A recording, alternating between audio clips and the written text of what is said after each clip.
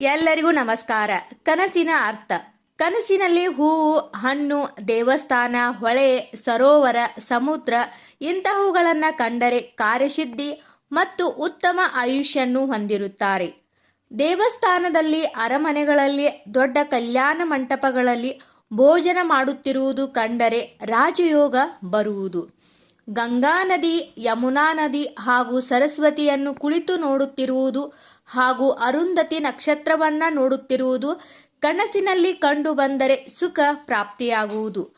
ವಿಳೆದೆಲೆ, ಮೊಸರು, ಶುಭವಸ್ತ್ರ, ಶಂಖನಗಾರಿ, ಕಮಲದ ಹೂವು, ಹಣ ಇವು ಕನಸಿನಲ್ಲಿ ಕಂಡು ಬಂದರೆ ಅಭಿವೃದ್ಧಿ ಹೊಂದುವುದು ಎಂದರ್ಥ. ದೀಪಗಳು, ಅನ್ನದ ರಾಶಿ, ತುಪ್ಪದ ಪಾತ್ರೆ, ಮಂತ್ರ ಹೇಳಿಕೊಡುವುದು ಇವು ಕನಸಿನಲ್ಲಿ ಕಂಡು ಬಂದರೆ ಯೋಚಿಸಿದ ಕಾರ್ಯಗಳೆಲ್ಲವೂ ಸಿದ್ಧಿಸುತ್ತವೆ. ಸೂರ್ಯ ಮತ್ತು ಚಂದ್ರನ ಬಿಂಬವನ್ನ ನೋಡುವುದು ಕನಸಿನಲ್ಲಿ ಕಂಡರೆ ರೋಗವಿದ್ದವನು ರೋಗ ಮುಕ್ತನಾಗುತ್ತಾನೆ ಹಾಗೂ ಸಂಪತ್ತು ಮತ್ತು ಕೀರ್ತಿಯನ್ನು ಹೊಂದುತ್ತಾನೆ. ಕನಸಿನಲ್ಲಿ ದೇವತೆಗಳು ಹಾಗೂ ದೇವತಾ ಸ್ವರೂಪ ದೇವಗಣಗಳು ಕಂಡು ಬಂದರೆ ಕೆಲ ಕಾಲದವರೆಗೆ ಸರ್ವಸಿದ್ಧಿ ಆಗುವುದು.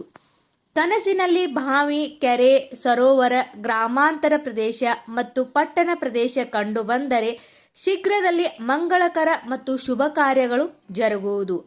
ಹೆಣ ಕಂಡರೆ ಮೃತ್ಯು ಪರಿಹಾರ, ಫಲಗಳನ್ನು ಕಂಡರೆ ಸಂತಾನ ಪ್ರಾಪ್ತಿ, ಹುಲಿಗಳನ್ನು ಕಂಡರೆ ಧರ್ಮ ವೃದ್ಧಿ, ಪೂಜಾ ದರ್ಶನವಾದರೆ ಋಣ ಪರಿಹಾರ, ಹಾಲು ಮೊಸರು ಕಂಡರೆ ಸುಖ ಪ್ರಾಪ್ತಿಯಾಗುವುದು, ನೀರಿನಲ್ಲಿ ಮುಳುಗಿ ಬದುಕಿದರೆ ಪೀಡಾ ಪರಿಹಾರ ಆಗುವುದು, ದೇಹಕ್ಕೆ ಬೆಂಕಿ ಹತ್ತಿದಂತೆ ಕಂಡರೆ ಆಯುಷು ವೃದ್ಧಿಯಾಗುವುದು, ಆಕಾಶ ನಕ್ಷತ್ರಗಳು ಕಂಡರೆ ಸರ್ವ ಸಿದ್ಧಿಯಾಗುವುದು.